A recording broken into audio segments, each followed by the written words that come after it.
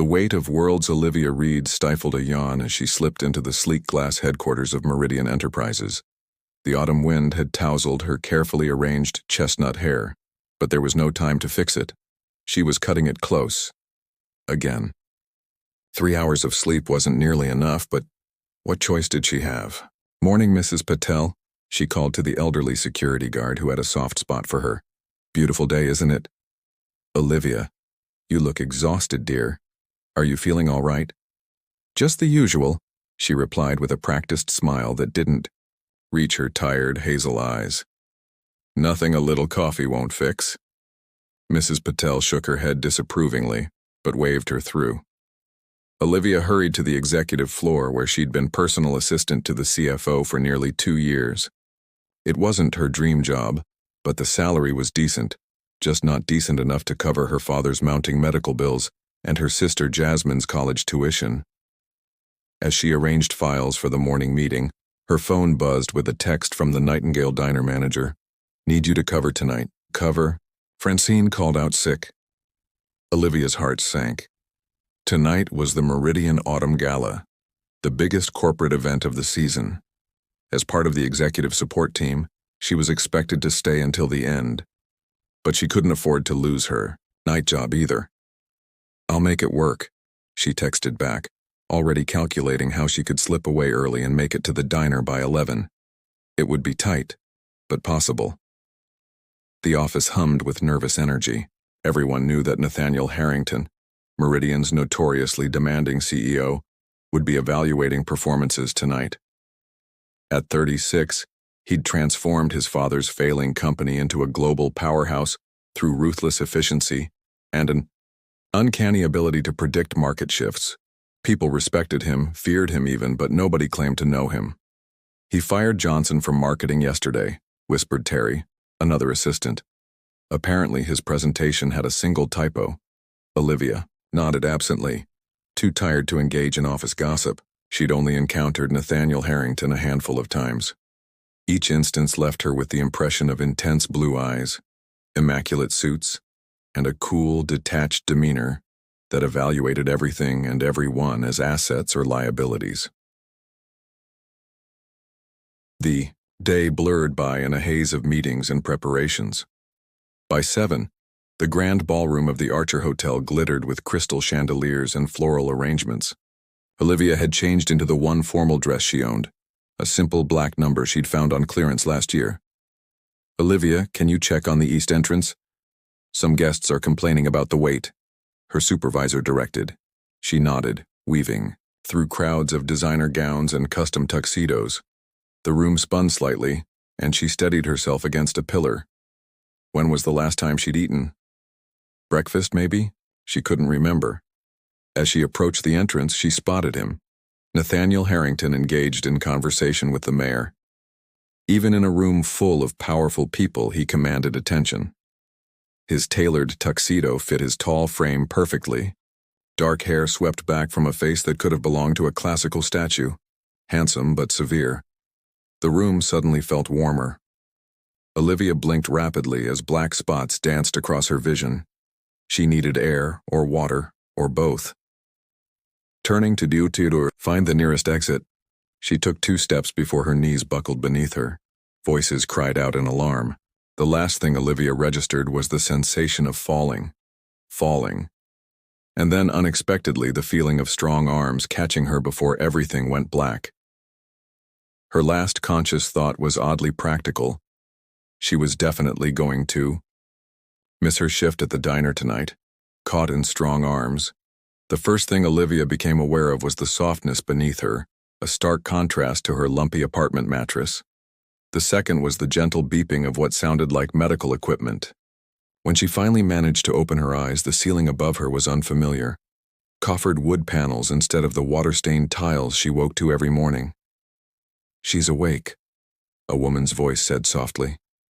Olivia turned her head to find a middle-aged woman in scrubs checking an IV line connected to her arm. Beyond her stood a tall figure by the window, silhouetted against the city lights. "Where am I?" Olivia's voice emerged as a rasp. The silhouette turned, and Nathaniel Harrington stepped into the light. His bow tie hung undone around his neck, and his usual composed expression was replaced by something Olivia couldn't quite identify. Concern, perhaps? "My penthouse," he said, approaching the bed. "You collapsed at the gala. Dr. Jensen says it's severe exhaustion and dehydration." Olivia tried to sit up, but dizziness forced her back down. "The gala? What time is it? I need to—" "It's nearly midnight," Dr. Jensen interrupted gently. "And you're not going anywhere tonight except back to sleep." Panic surged through Olivia. "My phone, I need to call work, my other work." Nathaniel's eyebrows drew together. "Other work?" "The Nightingale Diner. I was supposed to start at 11. Tears of frustration threatened. That job paid her father's medication costs. Dr. Jensen and Nathaniel exchanged glances. "I've taken the liberty of contacting them," Nathaniel said, his voice oddly gentle. "A woman named Rita seemed quite concerned about you." Olivia stared at him in disbelief. Nathaniel Harrington, the CEO who reportedly fired people for using the wrong font in presentations, had personally called her night job? "Your supervisor at Meridian has also been informed that you'll be taking tomorrow off," he continued. "Doctor's orders." Dr. Jensen nodded. "I'll check on you in the morning. For now, rest." She gathered her things and left the room after a quiet exchange with Nathaniel that Olivia couldn't hear. When they were alone, an uncomfortable silence settled between them. Olivia became acutely aware of her disheveled appearance and the fact that she was in her boss's home. "Why?" she finally asked.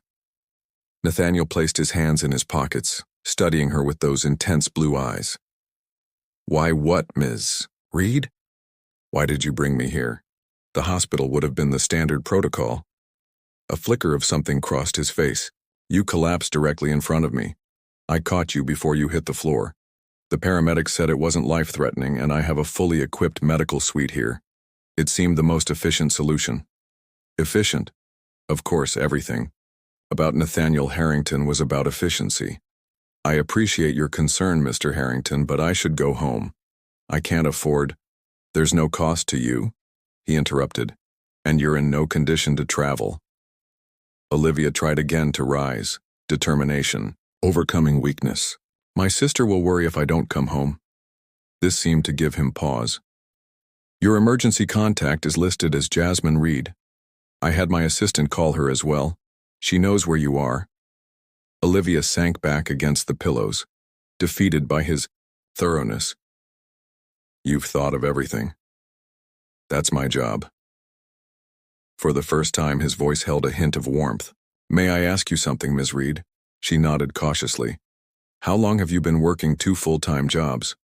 The question caught her off guard. "The diner isn't full-time, just most nights and weekends." Nathaniel pulled a chair closer to her bedside and sat down, his posture still impeccable despite the late hour and undone tie. "That doesn't leave much time for sleep." "Sleep is a luxury I can't afford right now," she replied before she could stop herself. His expression tightened. "Everyone needs sleep, Ms. Reed. Even my most valuable executives require rest to function optimally. Not everyone has the same options, Mr. Harrington." The words came out sharper than intended. To her surprise, he didn't seem offended.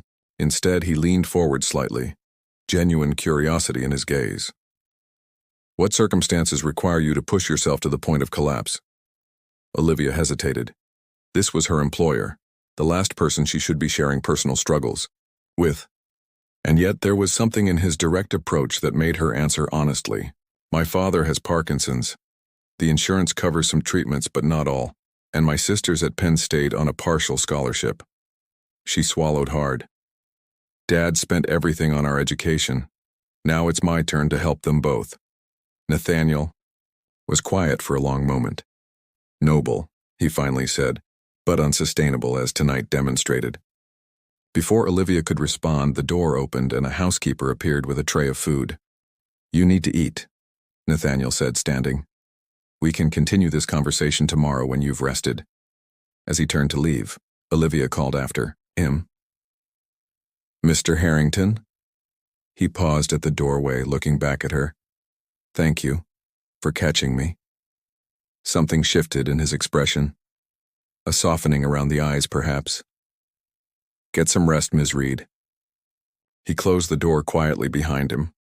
Alone in the luxurious room, Olivia realized she'd seen something no one at Meridian would believe.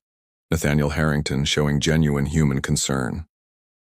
As she drifted back to sleep, she wondered what other surprises lay beneath his carefully controlled exterior.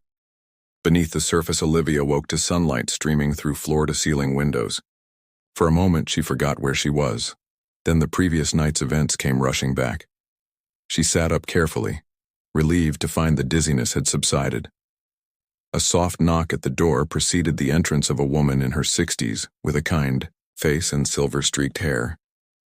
"Good morning, Ms. Reed. I'm Mrs. Winters, Mr. Harrington's housekeeper. How are you feeling?" "Much better, thank you," Olivia replied, suddenly self-conscious in yesterday's wrinkled dress. "Excellent. I've brought you some clothes." Mrs. Winters placed a neatly folded stack on a nearby chair. "The bathroom is through there. Breakfast will be ready whenever you are." After showering, Olivia examined the provided clothing, a simple, but clearly expensive blouse and trousers that fit surprisingly well. She wondered if Nathaniel kept a wardrobe for unexpected guests, then immediately dismissed the thought. Men like him didn't have unexpected anything. She found her way to a sun-drenched dining room where a breakfast spread awaited. To her surprise, Nathaniel sat at the table, reading something on a tablet, dressed in casual attire, dark jeans and a light sweater that transformed him from intimidating executive to merely a handsome man in his 30s. He looked up as she entered. "Ms. Reed, you look better." "I feel better," she admitted, hovering uncertainly near the doorway. "Please sit, eat." He gestured to the chair across from him. As Olivia sampled the food, the first proper meal she'd had in days, Nathaniel set his tablet aside. "Dr. Jensen stopped by earlier. She recommends at least 3 days of rest before returning to work." 3 days? Panic flared again. "I can't. Your position at Meridian is secure," he interrupted. "With full pay during your recovery." "And the diner?" Nathaniel's expression was unreadable. "I took the liberty of speaking with the owner this morning, a Mr. Giannopoulos." Olivia nearly choked on her tea. "You spoke with Theo? He seemed quite fond of you. He's agreed to hold your position, though he suggested you might consider reducing your hours." "Did everyone get a vote on my life while I was unconscious?" The words escaped before she could filter them. To her astonishment, Nathaniel's lips curved into what might almost be called a smile. "You're direct. I appreciate that quality. Sorry, I didn't mean to sound ungrateful. No apology necessary, it's refreshing." He studied her for a moment. "Most people at Meridian only tell me what they think I want to hear." Olivia took a sip of tea, gathering courage. "Maybe that's because you have a reputation for firing people who don't. Is that what they say about me?" His voice remained neutral, but something flickered in his eyes. "Among other things." "Such as?" Olivia hesitated. "That you're brilliant, but ruthless. That you value efficiency above all else. That you once made your former CFO cry during a budget meeting." "Ah, that last one is a misunderstanding. He was allergic to my cologne." His deadpan delivery caught her off guard, and Olivia found herself laughing despite everything. "Was that a joke, Mr. Harrington?" "Contrary to company belief, I am capable of humor." He leaned back in his chair. "Though I admit, it's rarely on display at work." A comfortable silence fell between them as Olivia continued eating. She couldn't help noticing the way sunlight caught in his dark hair, or how his eyes seemed less cold in this setting. "May I ask you something personal?" She ventured. He nodded once. "Why did you really bring me here instead of sending me to a hospital?" Nathaniel considered her question carefully. "When you collapsed, something changed. Everyone was watching, waiting to see what I would do. I'm not normally impulsive, but catching you, feeling how light you were."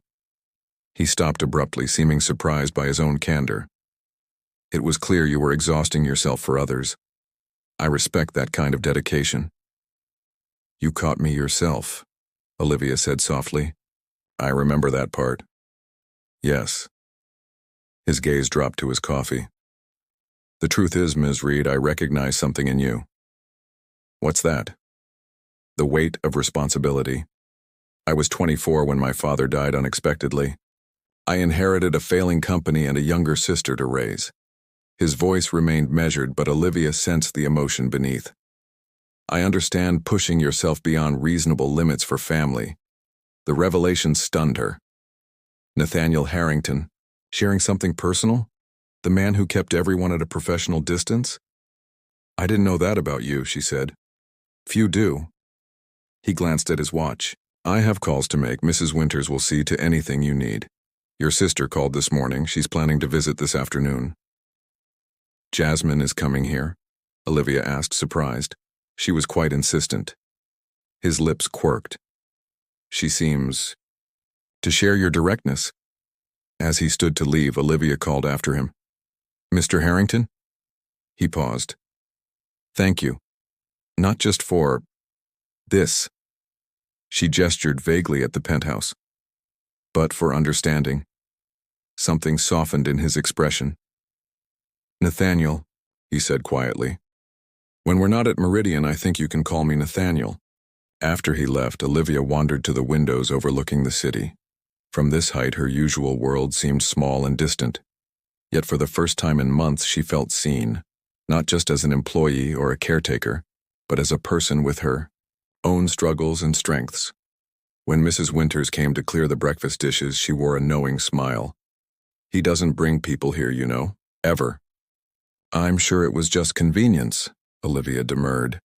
Mrs. Winters, who had worked for the Harrington family for 20 years, simply raised an eyebrow. In the 3 years since he bought this place, you're the first guest he's personally invited to stay. Make of that what you will. As the housekeeper left, Olivia found herself wondering what other layers existed beneath Nathaniel Harrington's carefully constructed exterior, and why, despite every practical consideration, she was increasingly eager to discover them. Walls coming down, the next 2 days passed in a surreal blur. Jasmine had arrived like a whirlwind, equal parts worried and fascinated by her sister's unexpected accommodations. Let me get this straight, Jasmine had whispered, once they were alone. The Nathaniel Harrington, the guy whose face is on the business magazines you hide in the bathroom, caught you when you fainted and brought you to his personal penthouse? It's not like that, Olivia had insisted, though she wasn't entirely sure what that was anymore. Now, on her 3rd day of recovery, Olivia stood on the penthouse balcony watching the sunset paint the city skyline in amber and gold. The rest had done her good. The dark circles under her eyes had faded and her mind felt clearer than it had in months. Beautiful, isn't it? She turned to find Nathaniel approaching, his tie loosened after a day at the office. These past days had revealed a different man than the one who stalked Meridian's hallways, still intense and focused, but also thoughtful, occasionally even gentle. It is, she agreed. I've never seen the city from this perspective before. Sometimes, a change in viewpoint is necessary. He joined her at the railing, keeping a respectful distance. Dr. Jensen says you're well enough to return home tomorrow if you wish. The news should have brought relief. Instead, Olivia felt an unexpected pang of regret. Thank you for everything. I don't know how I'll ever repay your kindness. Nathaniel shook his head. There's nothing to repay. A comfortable silence settled between them as they watched the last rays of sunlight disappear behind the horizon. I've been thinking about your situation, he finally said. Olivia tensed slightly. I don't need charity, Nathaniel. I'm not offering charity. His voice remained steady. I'm offering an opportunity. She turned to face him fully. What kind of opportunity? My executive assistant gave notice last week. Family relocation. He kept his eyes on the darkening sky. The position pays substantially more than your current role and would eliminate the need for a second job. Olivia's pulse quickened. You want me to be your assistant? Based on what? You've seen me organize exactly 0 meetings and collapse at one gala. His lips curved slightly. I've done my research. Your performance reviews are exceptional. You have a degree in business administration that you're not utilizing in your current position, and you've demonstrated remarkable resilience and work ethic. By working myself into exhaustion? Now he did look at her, his blue eyes intent, by facing insurmountable challenges with grace and determination. The sincerity in his voice caught her off guard. I don't understand. Why would you do this for me? Nathaniel seemed to choose his next words carefully. Professionally, I believe you'd excel in the role. Personally, he hesitated. I find I appreciate your company. The admission hung between them, laden with unspoken implications. There would be talk, Olivia said quietly. People would assume things. People always talk. I've never concerned myself with their assumptions. Easy to say when you're at the top. Nathaniel considered this. You're right, it would be more difficult for you. He took a step closer. If that's your only objection, we can ensure the transition happens through proper channels. HR would oversee the process. No special treatment. Olivia's mind raced through the possibilities. The salary increase would be life-changing for her family. But working directly with Nathaniel every day after the connection they'd formed here? I need to think about it, she finally said. Of course. As they turned to go inside, Olivia's phone rang. The hospital's number flashed on the screen, sending ice through her veins. She answered quickly, her voice tight with fear. Nathaniel watched her face pale as she listened to the caller. When she ended the call, her hands were shaking. My father, she managed. He's had a fall. They think he might need surgery. Without hesitation, Nathaniel took her elbow, steadying her. I'll drive you there. You don't have to. I want to, he said simply. The drive to the hospital passed in tense silence. Nathaniel's presence beside her was a surprising comfort as they navigated the sterile corridors to her father's room. Robert Reed was a thin man with Olivia's same hazel eyes, now clouded with pain medication. When he saw his daughter enter with a tall stranger in an expensive suit, his eyebrows rose questioningly. Dad, this is my friend Nathaniel. Olivia said the word friend, feeling simultaneously inadequate and presumptuous. To her surprise, Nathaniel stepped forward and shook her father's hand gently. It's a pleasure to meet you, Mr. Reed. Your daughter speaks highly of you. The next few hours blurred together as doctors explained the situation, a broken hip that would require surgery and extended rehabilitation. The unspoken question of cost hung heavily in the air. When the doctors left, Robert looked at his daughter with concern. Livy, the insurance won't cover all of this. Don't worry about that now, Dad. I have some savings, Nathaniel said quietly from where he stood, by the window. Olivia turned to him in shock. No, absolutely not. It's not charity, he said, echoing their earlier conversation. It's an advance, if you accept the position we discussed. Their eyes locked in silent communication. Olivia saw something in his gaze she'd never expected to find in Nathaniel Harrington, vulnerability, and perhaps something deeper. Later, in the corridor outside her father's room, she confronted him. Why are you really doing this? Nathaniel ran a hand through his usually perfect hair, a rare gesture of uncertainty. When I took over Meridian, I was drowning in responsibility. No one helped me. I watched my sister defer her dreams to support mine.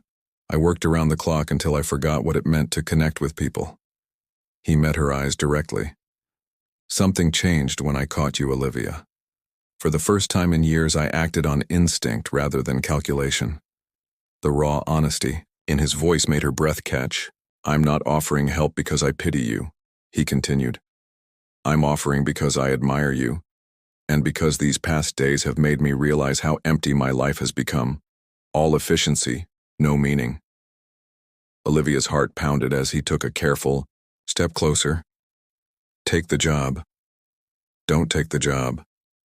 That's your choice, he said softly. But know that whatever you decide, something has changed for me, and I don't want to go back to the person I was before.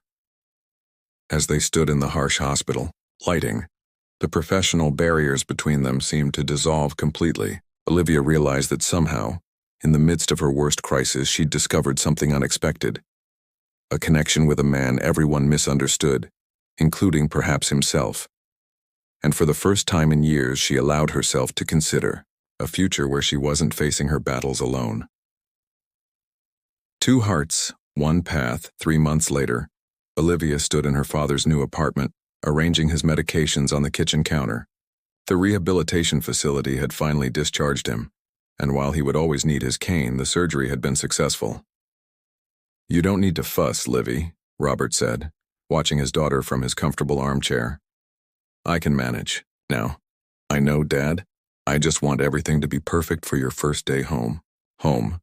A ground-floor apartment in a building with accessibility features paid for by Olivia's new salary as executive assistant to the CEO of Meridian Enterprises. The transition had raised eyebrows initially, but her impeccable work quickly silenced the gossip. The doorbell rang and Jasmine bounded in with groceries. "I got everything on the list, plus those cookies Dad pretends not to like but always eats first." Robert laughed. "You two are worse than mother hens." "We learned from the best," Olivia replied, kissing his forehead. Her phone chimed with a message from Nathaniel. "Meeting finished early. Still on for dinner?" A warm feeling spread through her chest as she typed back. "Yes." Dad settled in. "See you at 7. Their relationship had evolved carefully, professionally at Meridian, and personally in the hours between. They'd agreed to keep their private connection separate from work, though the knowing smiles from Mrs. Winters whenever Olivia visited the penthouse suggested not everyone was fooled. "That's him, isn't it?" Jasmine teased, recognizing her sister's expression. "The mysterious boyfriend," Robert added with a twinkle in his eye. "When do we finally get to meet him properly?" "Soon," Olivia promised. The truth was, she had been the one hesitating to fully merge their worlds. Part of her still couldn't believe that Nathaniel Harrington, brilliant, wealthy, powerful, had chosen her. Later that evening, as she entered the restaurant where they'd agreed to meet, Olivia spotted Nathaniel immediately. Even in casual attire, he commanded attention. But now she knew the man beneath the imposing exterior, the man who brought her coffee on late nights, who listened intently when she spoke, whose rare smiles seemed reserved just for her. "You look beautiful," he said, as she sat across from him. "You look tired," she replied honestly. "The Tokyo merger?" He nodded. "Final negotiations, but it's done now." He reached across the table, taking her hand. "How's your father settling in?" "Well?" He asked about you again. Nathaniel's thumb traced circles on her palm. "And what did you tell him?" "That you're—" Olivia hesitated, still finding it difficult to define what they had become to each other. "Completely in love with his daughter?" Nathaniel suggested quietly. The words hung in the air between them. They hadn't said it yet, though the feeling had been growing undeniable and powerful. "Nathaniel, I've never been good with uncertainty, Olivia. You know that about me." His blue eyes held hers steadily. "These past months have been the happiest of my life. I don't want to wonder anymore where this is going." She swallowed hard. "People still talk at work. They say I only got the position because you're exceptionally qualified," he interrupted. "Your performance reviews speak for themselves. The entire executive team respects you, not for your connection to me, but for your intelligence and capability. And if they knew about us, really knew?" Nathaniel leaned forward. "Then I would tell them what I'm telling you now, that the night you collapsed into my arms changed everything, that finding you made me realize all I'd been missing, that I love you, and I don't care who knows it." Tears pricked at Olivia's eyes. "I've been afraid," she admitted. "Afraid this was temporary. That one day you'd wake up and wonder what you were doing with someone from a different world." "We're not from different worlds, Olivia. We're two people who understand what it means to carry responsibilities, to sacrifice for family." He squeezed her hand. The only difference is that I'd forgotten how to connect with people until I met you. The certainty in his voice dissolved her last doubts. I love you too, she whispered. I have for months now. Relief and joy transformed his features. Nathaniel reached into his pocket and placed a small velvet box on the table between them. I wasn't planning to do this tonight, he said, a rare nervousness in his voice. But I've learned from you that some moments shouldn't be meticulously planned. Olivia's heart raced as he opened the box, revealing a platinum ring with a single, perfect diamond. I'm not asking because of convenience or practicality, he said softly. I'm asking because I cannot imagine my life without you in it. Olivia Reed, will you marry me? Time seemed to stop as memories flooded through her.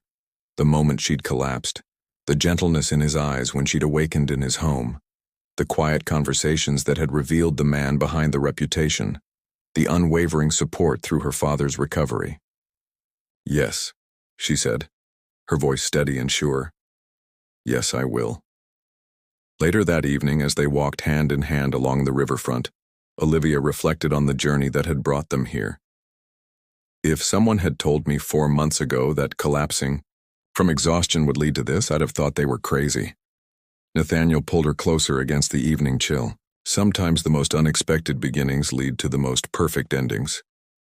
Is this an ending? She asked, looking up at him.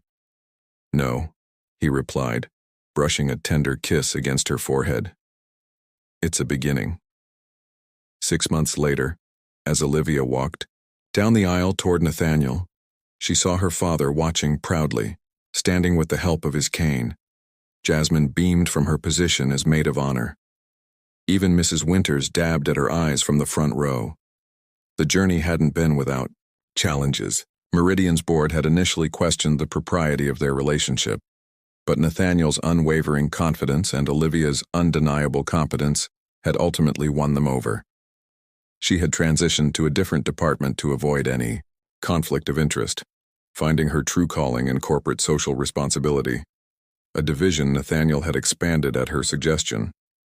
As they exchanged vows, Olivia remembered the moment that had started it all, her vision blurring, her knees giving way, and the unexpected sensation of strong arms catching her before she fell.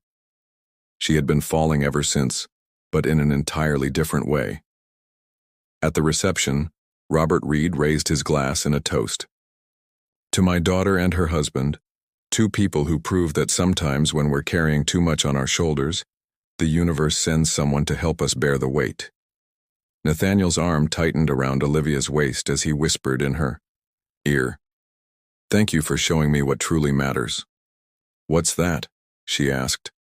Not the success or the wealth or the power, he replied, but having someone to share it with. Someone who sees you, really sees you, and loves you anyway.